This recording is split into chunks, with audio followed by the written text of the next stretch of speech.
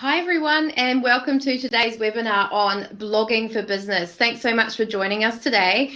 First up, I'd like to say hi, my name's Yvette. I'm from the Creative Collective and the Training Collective who are bringing you this webinar today. And I'd like to check the audio. Can you hear me okay? Send me a yes or something to let me know that everything's coming through loud and clear.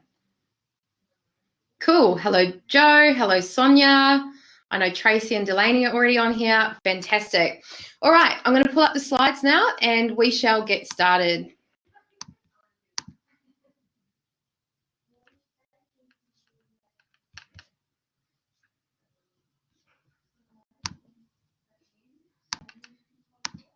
Okay. Just checking you can all see me okay and you can see the screen. Okay. I need to turn me off. 1 second.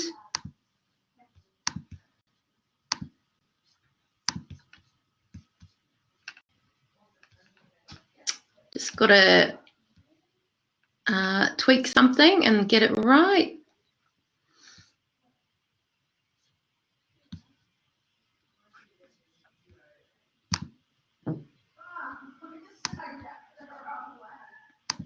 Okay, turn me off, turn the screen on, and make this big. Okay, has it done something weird or are we okay?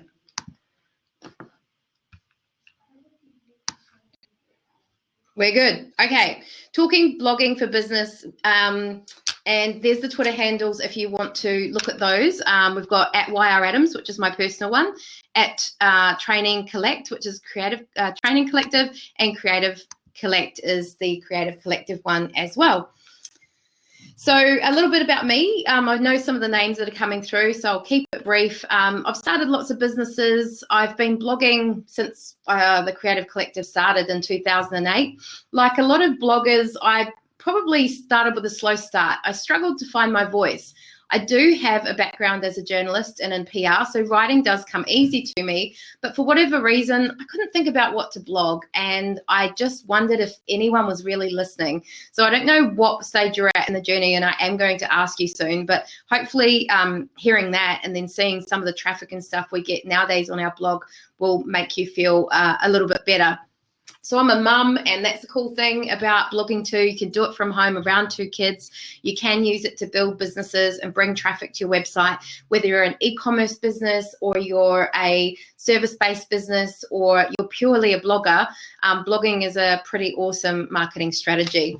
So these days, I run 3 businesses because one's not enough. I love training and assisting others. Some of you may have been on our past webinars where I've been interviewing other people, which I really enjoy doing. But this was a topic that we really wanted to share from our own perspective, and we're going to give away some of our really great little ninja hacks. So I hope you enjoy them. Just so you're familiar with what you can tap into and connecting with us, Creative Collective started in 2007. In 2014, I went into partnership with the amazing Katrina Lees for the Creative Collective, who's online today. Hi, Katrina. And the Training Collective became its own company, but we're still very much sister companies. A lot of work gets referred between the two. Some people do what you're doing and start off with training and then later come over to get the service and a bit of help with whatever they're doing. Others start with a service. Maybe we make them a website or a blog, or we do some kind of marketing for them, and they might go, you know what, I'd really like to learn a bit of that stuff myself, which we're happy to do and come over the training side. And some people use both, and that's how you get the best results. I've also got another business which is called Awards Hub, and on that we find you business awards to enter for $29. You can go on and run yourself a little report, and we also do your applications. So the Creative Collective team are actually very excited. We're off to the Telstra Business Awards on Friday in Brisbane, so really looking forward to getting the team up from Newcastle and having a bit of fun, and fingers crossed, maybe even bringing home a little award. Now, before you guys start asking me, because somebody always does, post this live session, and if you're listening to this recording, ignore this information. We'll send you the recording and a link to these slides. So you can write notes down, but don't freak out too much because you will get these anyway. So I've told you a little about me and the company. I'd love some context from you so I know what sort of audience are on live today. One, I want to know, do you have a blog yet? 2, I want to know how long have you been blogging. 3, I want to know why do you blog? For fun? To bring traffic? Do you try and make sales or try and position as an expert? They're all very valid points for blogging. And what do you most want to get out of the session? So I can sort of know where to focus the most time on, because this is a big session. And I've seen some of you already ask, you want to know how to monetize the blog. I'm not actually going to cover that today. There's too much other stuff. Going to focus a lot on the SEO side, some of our ninja hacks, like I said, of promoting it, getting it out there, analyzing what to even blog about, which I thought could be really valuable, and a bunch more cool stuff. So I'm just going to zoom out and read some of the responses. You guys must be writing me a big story because you're bloggers, so you're probably writing a whole blog post. Here we go. Letitia sent me something. She's a blogger. She's been going 12 months, and she's doing it for customer engagement to drive sales to her online store and branding. And she's looking for new ideas. So they're all great reasons to be on the webinar. And well done, Letitia, for cranking those out. Anyone else care to share before I move on? It's always good probably for the others on this call to know who else is on there. Teresa has a writing blog, but also a blog for the business. Damien doesn't have a blog yet, but is a small charity looking to increase community awareness of what you do. So that's a great reason to have a blog, promote news and things too. Sarah has a photography blog based on her travel around Europe. Lucky girl. I used to do travel blogging way back in the day. Created it for my own personal development experiment, doing it 12 months, looking how to develop it. Sonia's got a personal blog, positions her as an expert, has led to great opportunities. Now look at relaunching business, including blog and social media. William's trying to build traffic to a community group, attracting supporters. Joe's starting out as a new copywriter, been blogging for others as a freelancer. That's another thing, you can get ghost bloggers. So if you're not a writer and you listen to all this and go, whoa, that sounds like hard work, you can actually outsource this stuff as well. Camilla has got a blog. She's been going 3 months. She wants to position as an expert and she wants to know how to write engaging content. Cool. We'll keep going, guys. There's lots of you on today, but that gives you an idea of all the types of people on here, and it's helpful to me as well. So I am going to start from the beginning with some of you saying you don't have a blog. And for those of you who do, maybe this will fill some gaps, or, you know, just kick back for a moment. So the name blog comes from web plus log. So logging constant updates on the web. That's a blog. And it's for some people an online diary. Some people get very personal, actually. For some, it's a journal. Some, it's a chronological record of posts. You know, our blog's a little bit like that. I look back on it and go, wow, in 2008, that was our news and that was what we were posting about. Old press releases, things like that. Or just what we were into or what the trend was at the time. Because I don't know about you, but, you know, we work in digital marketing. So the trends move pretty fast, and what's hot right now and what we're talking about and positioning ourselves as an expert in does change. And others would say it's just also a collection of thoughts, feelings, ideas, recommendations, or a passionate soapbox. You know, some people have incognito blogs as well, where they talk about a certain topic and yet by day they're someone very different. So they're all totally valid. If we look at samples of blogs, here's one in the printing industry. It looks very corporate. It looks very American. And it's got a big piece there with a guy's head, Bill, and he's talking about why he's, you know, a good person to write. And they're using that obviously to bring traffic and position as an expert. So there's just one example. Here's another example. This is an Aussie one, and Nikki's actually a mate of mine. Our kids went to family daycare together. In the Australian blogging world, she's very well known because she did win Best Australian Blog in 2011, where I feel like blogging started really coming into its own around that time. So her timing was great. And her whole blog is dedicated to styling, so fashion, beauty, life. And what people really like about her is it's really practical, down-to-earth stuff. It's fashiony, but not so foofy that it's not accessible. So she's found herself a real niche there, and she has had so many spin-offs. It's just amazing. She's connected to a agency. So yes, if you're that good, there's actually agencies that might pick you up as a blogger. And, you know, she gets to do photo shoots and lots of product endorsement and get paid some great money with all sorts of really well-known brands these days, all because she started a blog. And I remember Nikki when she worked the Sunshine Coast Daily and was a writer and was starting her little blog then. And look how far she's come. It's really great stuff. Here's one of our blogs. This is awardshub.com, that third business I told you I've got. So I really like how this blog displays. Check it out on the website if you like. Go to awardshub.com and then click on the blog. It's kind of a bunch of images all butted up next to each other.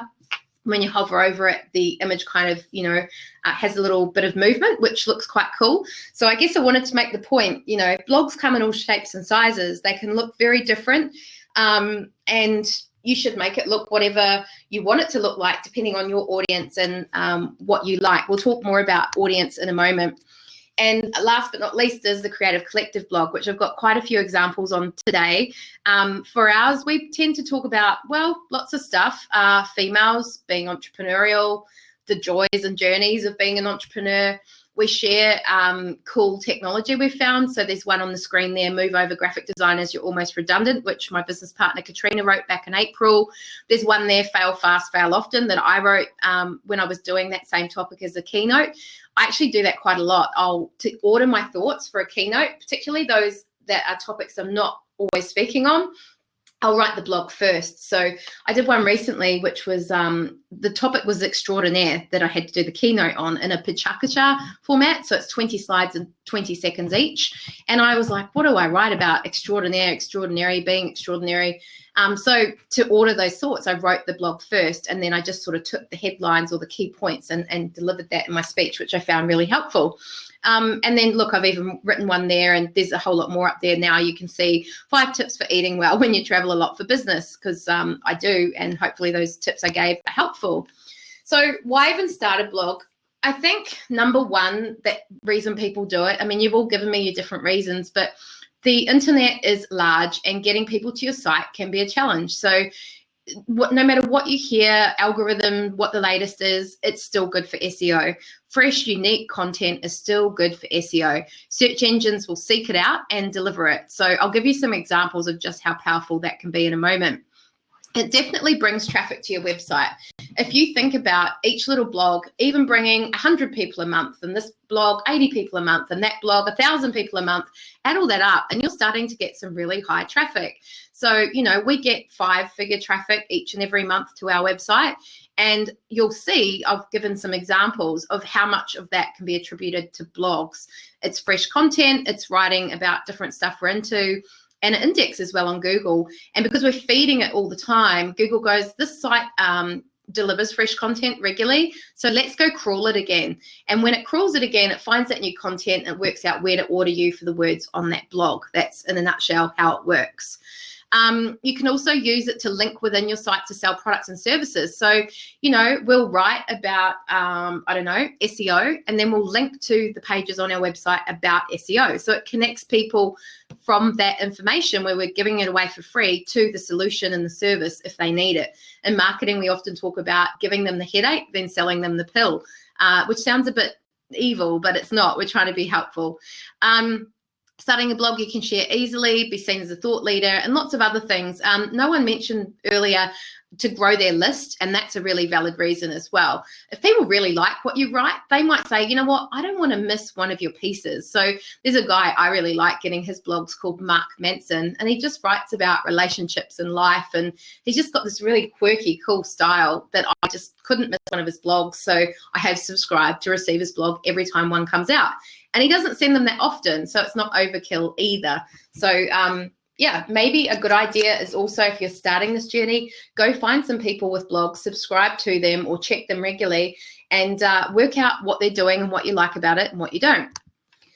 Once you've done all that, you really need to think about who you're writing for. And even if you're quite established with your blogging, which some of you indicated you are, this is something worth revisiting on a pretty regular basis. So I like doing personas, so I like coming up with a name and then giving them some kind of adjective to describe them. So I've got on the screen Barb, the baby boomer, and a funny little picture, and I've written some facts that she's married, she's got 2 kids, she's 50 plus, etc. Now I've just got this on screen as an example. Barb is not our real demographic.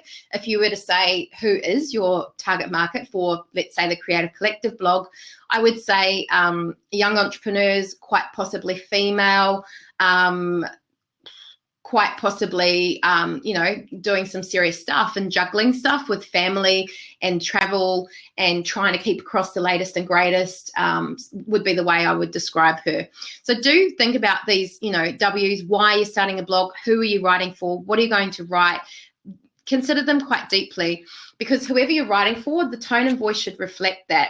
So as an example, in our blogs, we're quite colloquial. We do use a bit of slang.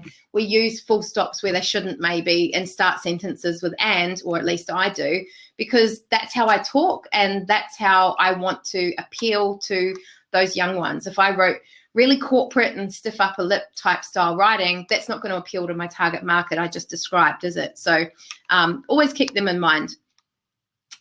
And when you're thinking about what you're writing for as well, some of you have said you want the sales and stuff, but I really like this little breakdown as well, because blogging is a form of content marketing, and it's not always to convert customers directly or acquire leads directly or make sales directly. We certainly have clients who think they'll start up a blog or pull some lever in other marketing and it's all just going to happen. I would say rather blogs help build familiarity. They help build likability. They help build trust. And people like to get to know you online first. They like to read your blog. They like to check out your Facebook page or your Instagram channel. And over time, they might go, you know, I really like what this company posts. I want to find out more about what they do. And that is such a much better, warmer sale than just someone Googling you and finding you. So it's really valuable in that regard.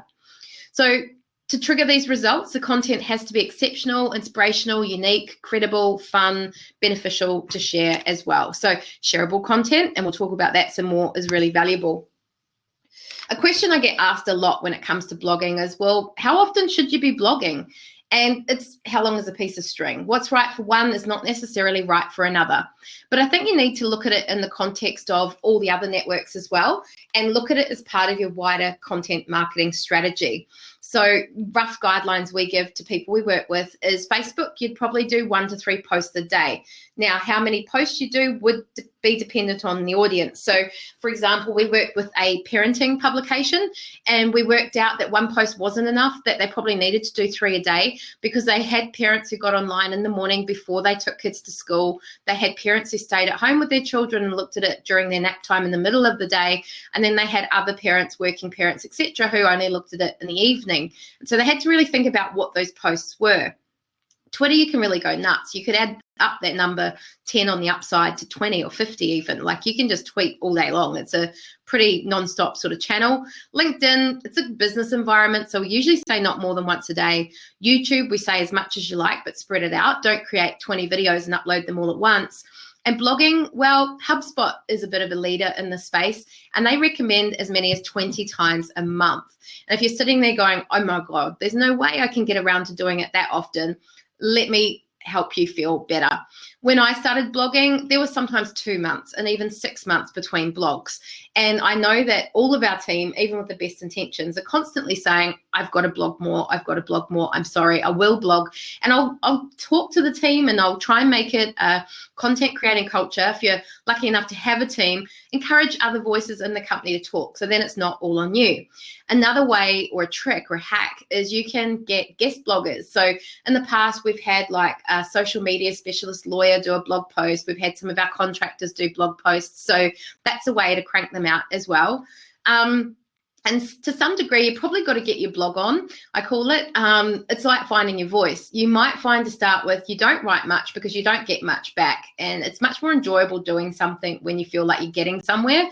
So if you start getting comments and shares and people going, that was a really good blog piece, you're probably going to be more inclined to do it. Or if you start seeing your traffic go up or some other reward. So I'd say persevere, set yourself a schedule, put it in your diary so it's a non-negotiable, non-movable thing, and just treat it like any other important task, and hopefully it will happen. I've got other tricks for creating blog content, so I hope this is helpful. Next up, you've got to know where you're going to put the blog. So this hopefully is interesting. 48% of blogs tend to be on WordPress. We create a lot of WordPress sites now. So there's WordPress.com, which is where they host it for you. WordPress.org, where you have to arrange a host yourself. There's also Typepad, Blogger.com, Tumblr.com. Ours is actually Business Catalyst for the Creative Collective, and that has a blog built into it. So some CMSs or content management systems do. So interesting story, major bank we work with, we'd help them syndicate their blog content, and then they build a new website, and they just expected that it would work like that. And they had created a blog section, but they hadn't got the syndication functionality in there. So what's great about WordPress is it does hook into other stuff, which I'll show you as we go on. And as a result of that, you can get your blog out there to more people. So another question that comes up a lot is, okay, if I've got my website on a certain platform, should I have my blog over here on WordPress? It depends, I would say, is the answer. But if you can, I'd have the blog on the same platform, because as you've heard earlier, if you're creating all this fresh, unique content, it's going to bring more website traffic to that platform. Otherwise, you're essentially building 2 online presences and have to do double the work. So it's not going to be as powerful if you have them separate. It used to be a strategy years ago to have separate websites, satellite websites and blogs, and funnel them all back to the one. So all your links within would be back to that. But these days, I would not necessarily recommend that as a strategy. It's sort of an old strategy. So if you were starting out and said, I'm starting out, I don't even know where to start, I'd say go WordPress. I'm quite a fan. And you can even schedule your posts in advance. So you can get your blog on and write a whole lot on a Sunday or something like that. And then you can literally put them in at what time and date you want them to go out. So that's just a plug in there that's pretty helpful. So yeah, make sure you go through, and this will be in the slides. So this is a bit of an exercise in action for later post the session. Define why you'll start a blog, be really clear, define who you'll write for, what you'll write about, which I'll give you some more tips for in a moment, which platform you'll go on, and how often you'll aim to blog. And even if you've done this, good to revisit it as well. Next up, let's look at the sort of architectural blueprint for the perfect blog post. So a lot of people think they've got to sit down and write hundreds and hundreds of words. Well, a blog post can actually be 200, 250. That's probably on the light side. I'd probably aim for minimum more like 300, 400, but some are 800, 1,000 and up. I always say, well, write as much as it's interesting and make sure it's got a structure. It's got to have a beginning, a middle, and an end, and a call to action as well. The title's really important. You can configure your blog and how it displays depending on the theme you choose if you're going with WordPress, or you may have to get it custom styled if you're using other platforms. But you definitely want to have, and we'll talk about this as we go on, social sharing buttons.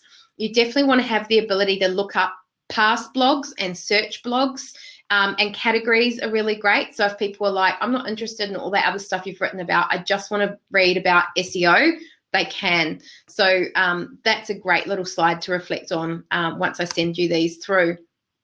I'm just going to skip through that one. So another one for blog post checklist is that you, and if you've integrated it, is a captivating headline. So I'll give you some tricks for headlines in a moment.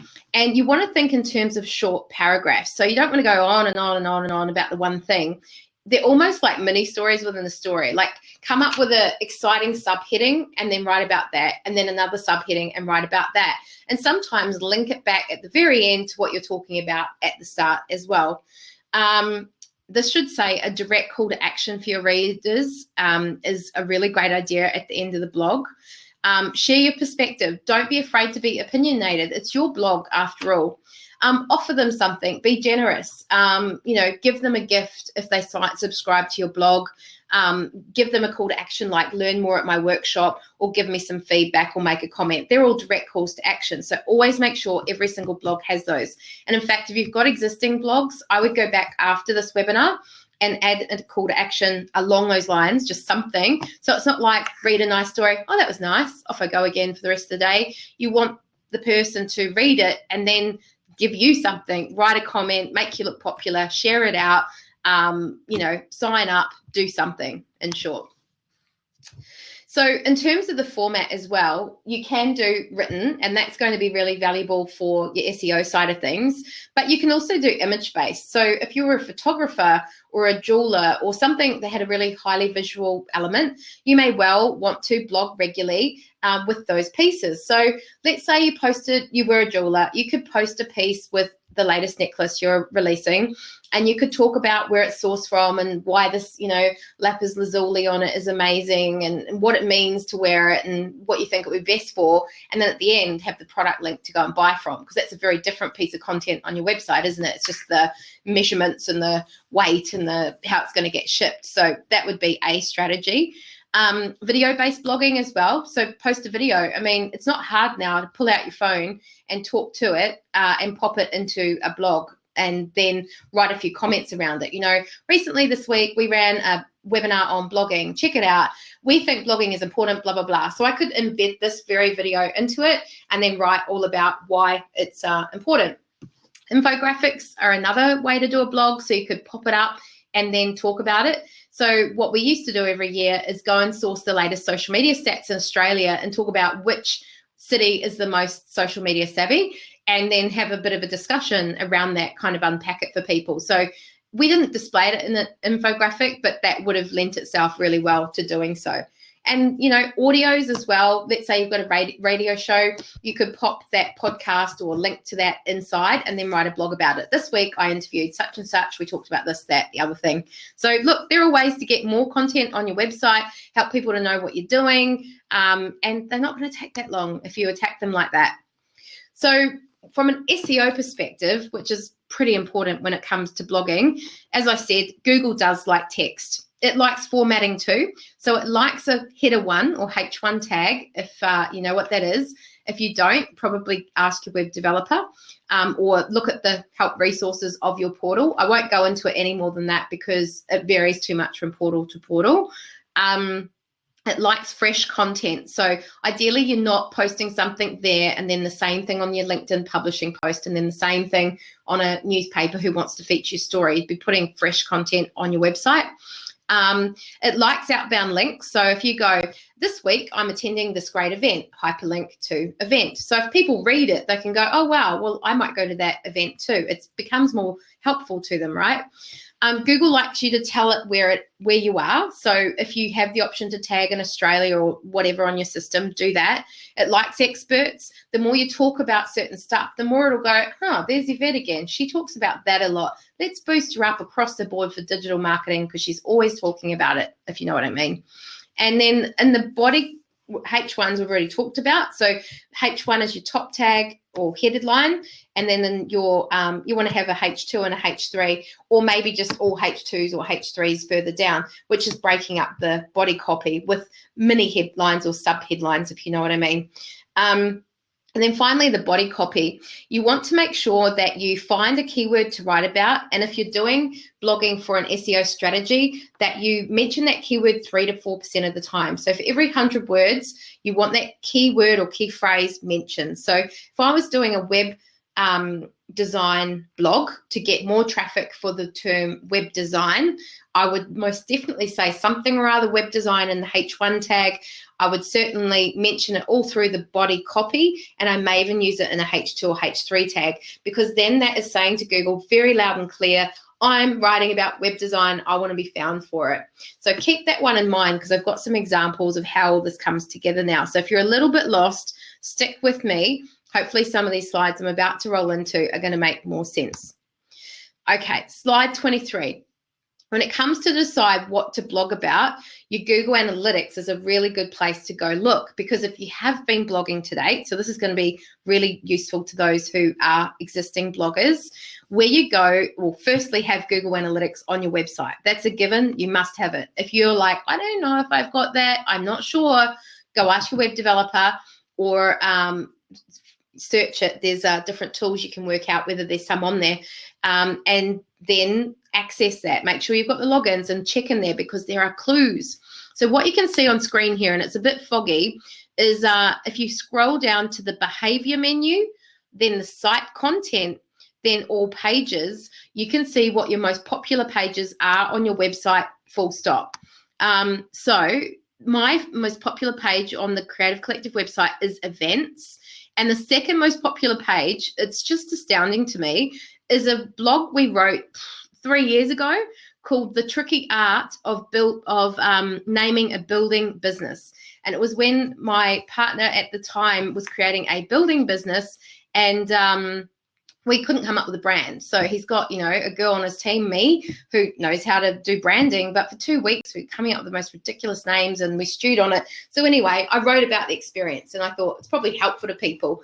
And I don't know if there's lots of builders out there looking for names, but geez, we get a lot of traffic. So, you know, nearly 1,000 page views in the last month. And every time I log in, I'm like, that is 3 years old. We still get people. It's amazing. Anyway, that's a good clue because that says to me, okay, well, what can I learn from that for future content? Do I write about branding? Do I write about building or construction and design and marketing and that? Because maybe there's a big thirst for it and it's an untapped market. I don't know the answer to any of those questions, but these are the sorts of questions you can start to ask to come to a conclusion.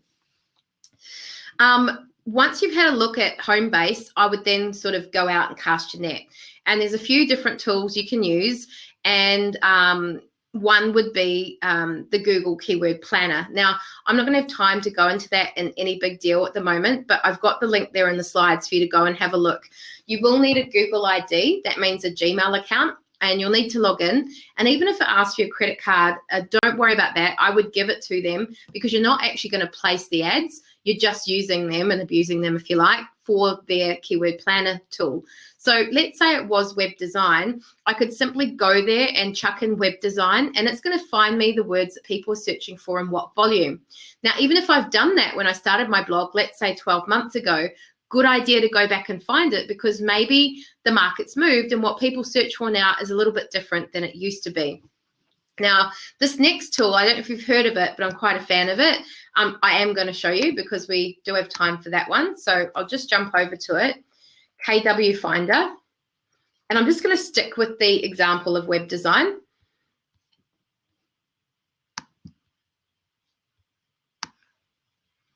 So I just want to make sure actually that you guys can all still see. Yeah, I think you can still see it.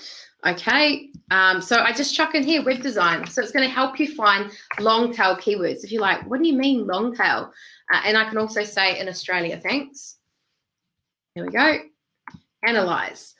So there's short tail, which would be web. And then there's long tail, which would be web design. But even longer, as you'll see, it's just about to come up. Web design, web designer, web design company, web design page, and so on. Design website, etc. E-commerce web design, and you have to upgrade to get more. But it's giving me some clues as to how many people are searching and what keywords I could perhaps write a blog on. How to is always a good one. Chuck in, because I love ones that are like how to web design. What is web designing? You could then do a whole blog about that. How to design a website. So ones with what, why, how are good to throw in because people are searching that stuff all the time on websites. Now, the other little ninja hack I've got for you today is Google related search. So what I've done here on this screen is I've simply gone to Google and I've searched web design. And as you can see here, searches related to web design. Google goes, well, people search web design templates and web design courses and web design software and web design inspiration. And then you can go ahead and write a blog on that. So web design inspiration. And lately we've been creating some amazing websites and we thought we'd share with you where we get our web design inspiration from. There's the start of my blog and into it I go. And I could make that a really visual piece by chucking in different screenshots of websites we've done and giving some commentary about where the inspiration came from and how it came to be. So that's another great ninja trick. Do you guys know these ones? Am I teaching you something new? Tell me if you're learning. So Teresa said, this is great, but can you make the presentation page a bit bigger? I will attempt to do that. How can we do that?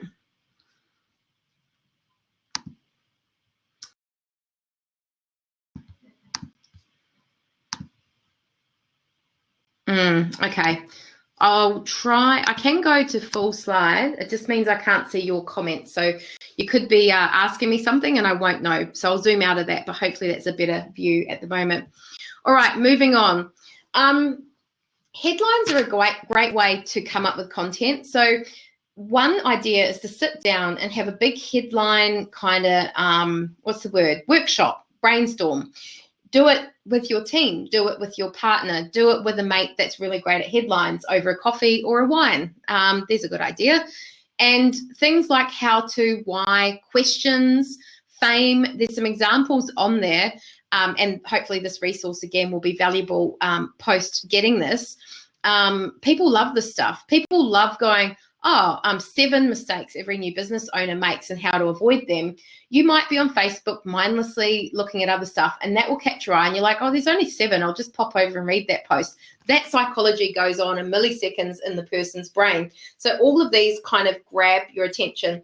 And what you'll find is online has driven the way that a lot of sort of traditional publications now write headlines. They're getting a lot more scandalous, controversial, outrageous, because they have to grab attention somehow, and they're competing with all these online channels. And there's been this proliferation of blogging sites like medium.com, where people, you can use that as well as an existing platform where you build an audience and a channel with great headlines like these. So here's an example, a list example. So this is one we wrote way back in 2012. This blog post still goes really well. The screenshot is from our old look website. It's so old. So 10 great ways to promote your event online. So you don't even know what they are, but you look at that and you go, I'd like to see if there's any in there I don't already do if you're an event organizer. So we still get lots and lots of traffic to that blog. Why we're getting behind the Digital Work Hub project. So this was something we worked on, and we explained why it was important, and we put an infographic in and so on. So just showing you examples of these. How valuable is your website and how you can make it worth more. So that's obviously of interest to people as well. Who doesn't want to make their website worth more? Here's another question one, and it's a bit more of a story to this one, because I use the exact sort of techniques I'm explaining to you now. WordPress versus Business Catalyst, which is best? So we used to use Business Catalyst a lot from like 2009 to 2013, 2012. And then we started using more WordPress. And when we started mentioning WordPress in quotes into clients, they'd be like, well, what's the difference? And sometimes we would also make the comment, we're not sure if you should get a Business Catalyst website or a WordPress website. They wanted to know what the difference was. And anyway, in doing keyword research using the Google tool, I found there were actually lots of people searching for WordPress, Business Catalyst, and related words. And the WordPress versus Business Catalyst was the most popular at that time out of all of them. So what do? I take that and I run with it. I pop it in the H1 tag, and I mentioned it all through the blog post there, published it in 2014. And now if you search for WordPress versus Business Catalyst, you're going to find us at the very top against some very competitive people. So, you've got the actual Business Catalyst blog a little bit further down. You've got someone posting on LinkedIn. So I'm pretty pleased with that. It's one niche, but it grabs us some traffic, and we've positioned as an expert, and it's highly relevant to what we do. Because if you do want a Business Catalyst website, we can make those. If you want a WordPress one, we can make those. And not only that, we're happy to share with you in this blog for free, whether you choose to contact us or not, which is best. And basically, we're not saying either is best. We're saying they're good for different situations, and these are the situations. So that's a good little trick. So let's say you've done your research, you've got a bit of a headline in mind, you found a how-to or a why or something a bit curious that you can definitely do justice to. You've now got to write the blog post with these keywords in mind. So there's usually a meta description area on your website. Add it to there. So on WordPress, we used to use Yoast SEO as a plugin. We now use more all-in-one SEO. If you install that plugin, that literally has below the post an area to put those in, page titles, meta descriptions. So you'd be using that keyword again. So if it was WordPress versus Business Catalyst, that would go in the page title. Then I'd probably do a line, and then I'd probably write the Creative Collective. And the meta description, I can't remember what I put. We can go back a bit and have a look.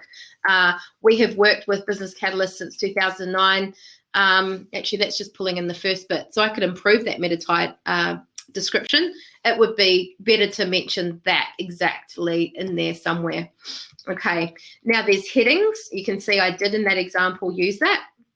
Then there's text links. So I might do a link on something around the WordPress, our WordPress website and do an internal link to a page on a website about our WordPress website service, which is going to bring people there and get them a step closer to maybe engaging us to do them a website. Give it a page name, and then the content. You've got to be the expert here. So, you know, we're giving quite strong opinion and facts in relation to that topic, and I think that's probably why it's quite popular. I've talked about this briefly, but here's an example on the screen. So internal links are good and outbound links are good. So internal links being keep them on your site. So I think in here, Web Wednesday, they clicked on that and it went to the next event. So that was a good little plug for that. But there's also outbound links about Richard, the guy who was speaking at it. So link, I think that was LinkedIn profile, his company, Vroom, Vroom, Vroom, and similar to the others. So when Google sees that, it helps it order and understand how you're connected and who you know and where information overlaps and all the rest of it. So really good idea to do those. Just another little ninja trick. And here's another one. We've talked about this, but you kind of want to write your blog with a really killer headline, something really important, because that's the first bit once it gets shared to social and things that people will read. It tells a bit more of the story, then less important, then least important, and then hit them with something you want them to do. So remember I said sign up, like, share, have you had this happen, etc. So here's an example. I think this was from that one about promoting your event online. I said, then when it's all over, start promoting the event. That was the end of the story. And then I put, is this article helpful? Question. So I'm asking questions. I'm seeking engagement. Do you already use the software? Tell us what you think. And if we can help you set up on the social media tools mentioned above, let us know. So there's actually several calls to action in there, but I don't mind. I'll grab you whichever way you want to go. Oh, and there's another little tip to break the content up so it doesn't look like just a big tsunami of words. Use subheadings, use bullets, use bolded words and standalone lines of text to help people scan and anchor to something that's most important to them. Because to be honest, people don't necessarily read stuff online word for word, particularly when they're on mobile phones. And let's face it, everybody is. They'll scan and then they'll get to a subheading and then they'll go, that's a bit of information I'm really looking for, and they'll dive into that. This is a little fun tool. I don't know if you've heard it. It's Portent's content idea generator. Some of them are ridiculous, but some of them are really good.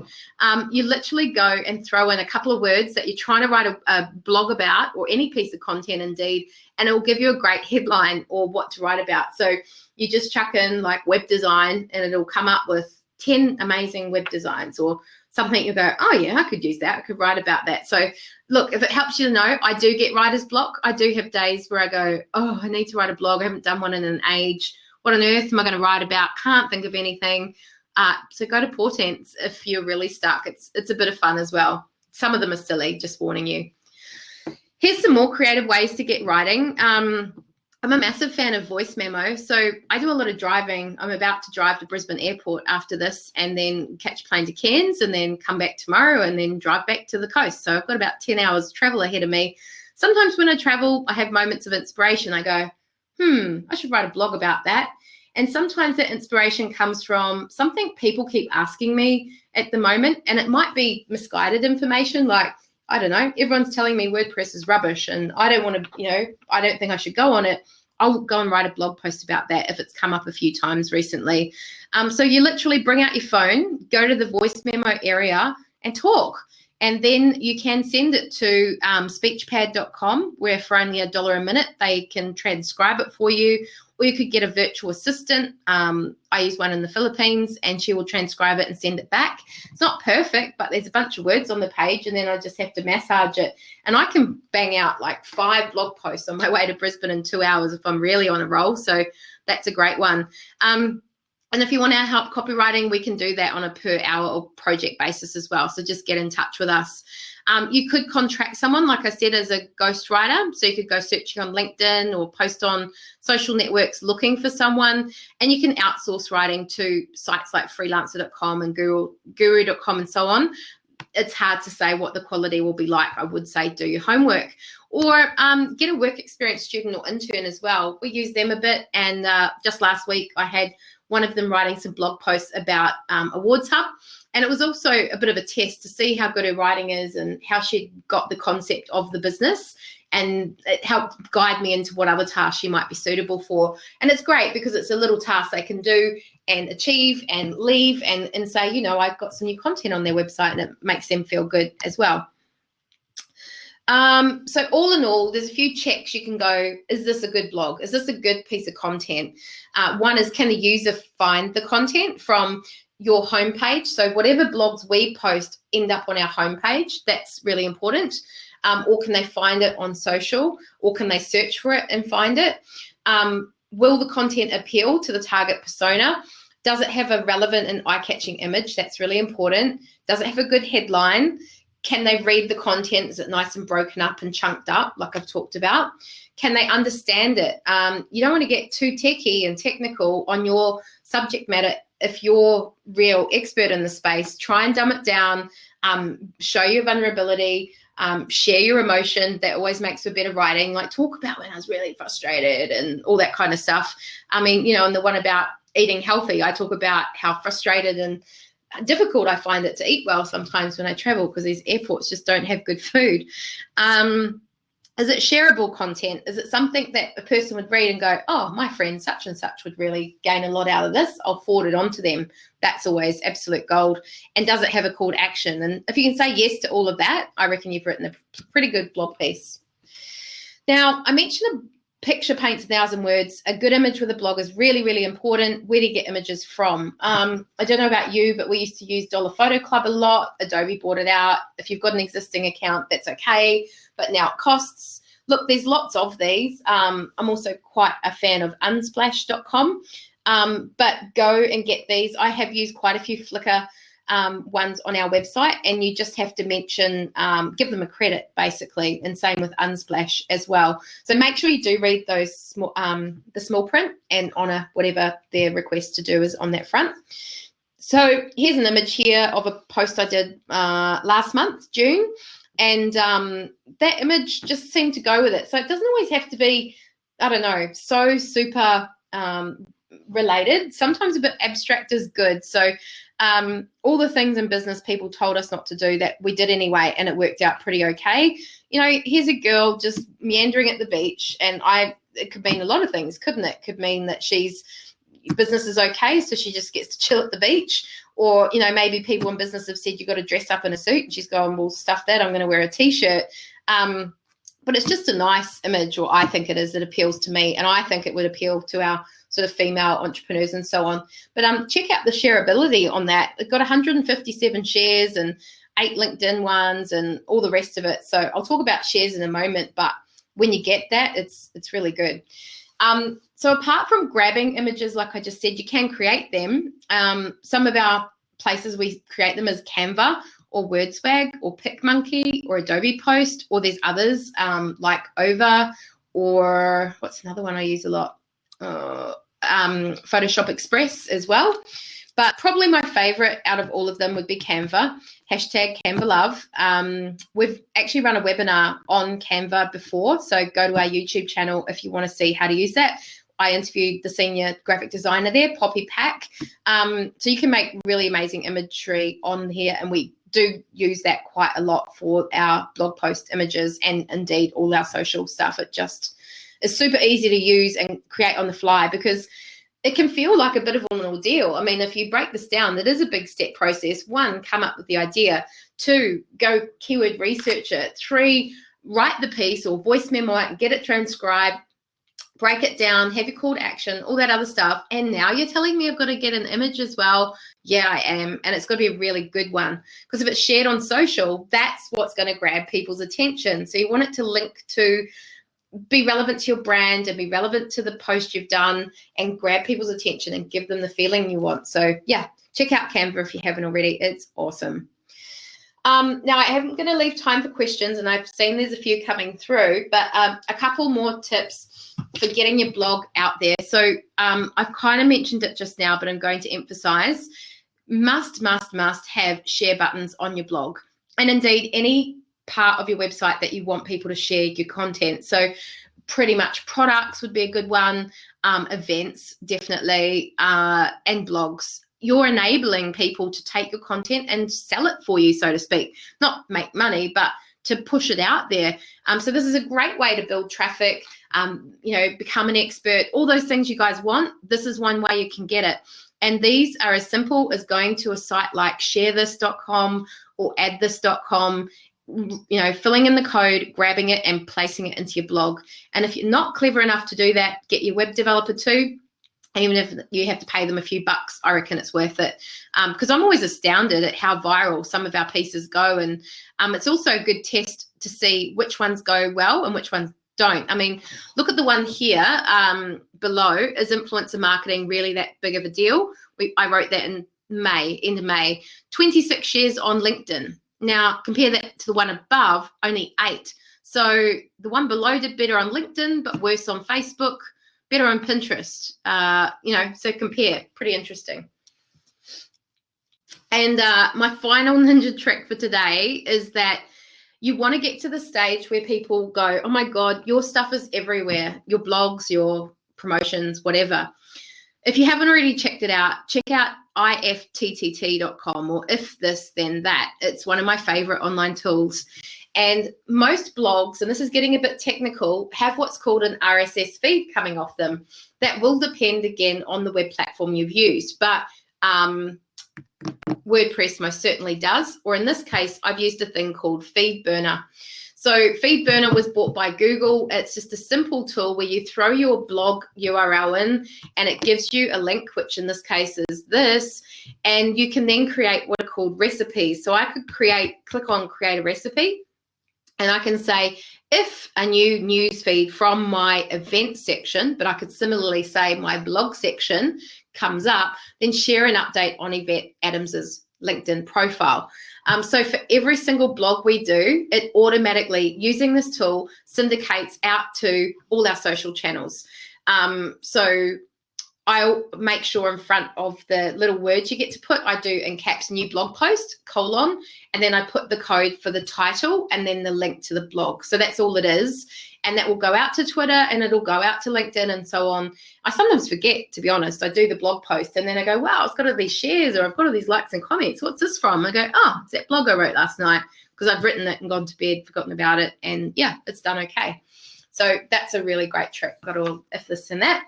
And that is all we've got time for today. How did I do for time? 11:59. So I started a few minutes late. Let's go through and see what questions we have. And I might actually also have to get some power. Okay. Tracy asked right at the start, how do you find great topics in your niche to blog about? Hopefully I've given you some good ideas there, Tracy, with the keywords and things like that. I'm just going to scroll up again. What's the best length for a blog article? I think I've answered that as well, as long as there's something to say, but minimum probably 250, 300, right up to 800, 1,000 words if you felt so inclined.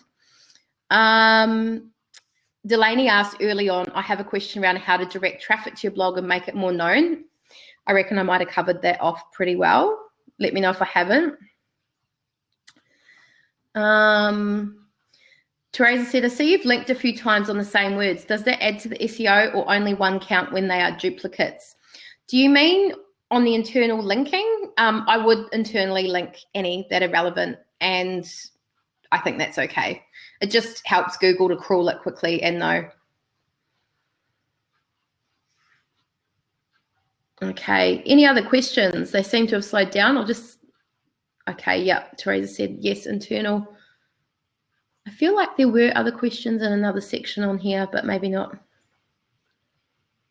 Wait, one question. Go for it, guys. I'm here. I do have to catch a plane, so we'll be winding up pretty much on time, but let me know if you have any more questions before I do so. Timing of posting to different social media. Yeah, good question. So if I was trying to work out what was the best time to post my blog, I could certainly look at Google Analytics in terms of which day I've posted. It would be a bit of analysis and work out which blogs tended to do better. But there are variables, right? So there's going to be variables on, well, it was the image, it was what it was about, all that kind of thing. But you're keeping in the same sort of niche and sort of the same sort of imagery. You could work out what days would work better on Google. In terms of the time, one I like looking at is Facebook Insights, and that's not only going to be for your blog though, but it gives you an idea of what time is your most engaged. So you could seek to publish your blog probably an hour before that time. So let's say it was 8 o'clock in the evening. Set your WordPress to publish it at 7. So by 8, it's probably syndicated out to be near that peak time on Facebook. Some of the other channels don't necessarily give you those insights. So what we often do is look at Facebook Insights and apply that across the board. It's not perfect because different networks are different. So it's a lot of testing and measuring in that regard. Lil Misfit said, I love having good photos and graphics on the blogs. Can photos or graphics help with SEO? Yeah, they can, by putting the code into the image alt tag. So have you ever hovered on an image online and noticed that it has a little yellow words come up, like a little yellow post-it note almost? Well, they were actually created to help people who are vision impaired get the words. Their voice recognition software would read those. But from an SEO perspective, that's a great way and a recommended way to get some more keywords on the page. So if I was doing WordPress versus Business Catalyst, I could put my image on that blog like I did, and on that image in the image alt area, which is easy to locate in something like WordPress or Business Catalyst, post those same words, and yep, I've just picked up another little tick box on SEO. So running site auditor reports and things will show you which blogs are missing those, and it could be worth going back and improving and tweaking up some just to grab a little bit more SEO juice. Could be a good idea. Cool. Well, questions seem to have slowed down. Have we got there? Maybe. Yeah, I didn't cover the money stuff because I have not personally monetized my blogs. I'm using blogs for different reasons, but I hope I've still given you some great tricks and tools that you can go away and apply and improve your blogging. And yeah, we'd absolutely love you to tell people that you found this useful, and go to our YouTube channel and watch it some more, and stay in touch. And when you start growing that web traffic or get your first amazing sale off a blogging session, let us know. We'd love to hear your successes. So thanks for getting on. And we have another session. I'm just going to pull it up in front of you. Coming up next week. We seem to be running these more and more because people really like them. We're getting great feedback. The next topic's influencer marketing, and it's with Tara Kingy from our team, and that's on 21st of July. So what are we at now? 11th. So it's on in 10 days. Here's the details. If you haven't heard about influencer marketing, basically people want shout outs on things, and some influencers have really big networks, like on Instagram, and Snapchat's a big one for influencer marketing as well. So you can pay people to do a shout out for your business. And a lot of people think you just give them some money and they will do it for you. It's kind of a more sophisticated market than that now.